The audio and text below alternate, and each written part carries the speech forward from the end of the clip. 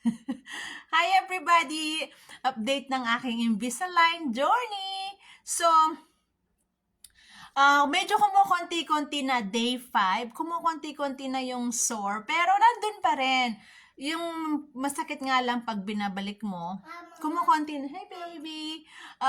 Kumukonti na. Tapos, pag binabalik mo, talagang meron pa rin talagang soreness. So, tapos yung pagnguya ko, medyo sensitive pa rin to, yung dalawa, yung sa harap, pero yung sa likod hindi. Tapos may mga tip ako, yung mga nagpa-Invisalign din, magpapa-Invisalign, may tip ako.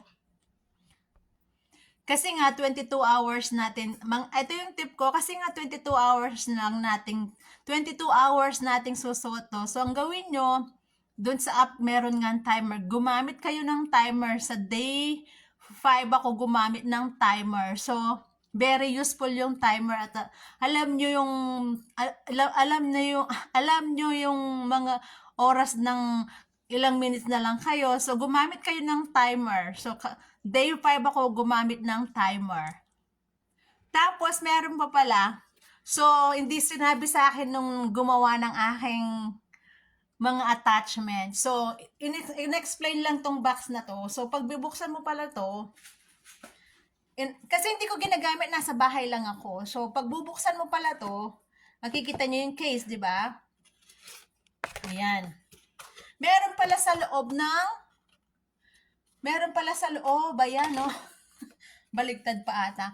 Ayan, may panglinis pala sa loob. Meron pala siyang panglinis.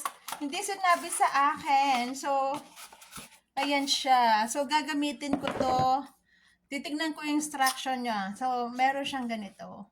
Panglinis. So, cleaning crystals. Ayan. Ayan siya. So, ayun lang yung tip ko. Tignan niyo yung box ko. Tapos yung tip ko, gumamit kayo ng timer. Thank you! Ayun, yun lang ang update ko ng day 5. So, update ko kayo ng day 6. Thank you!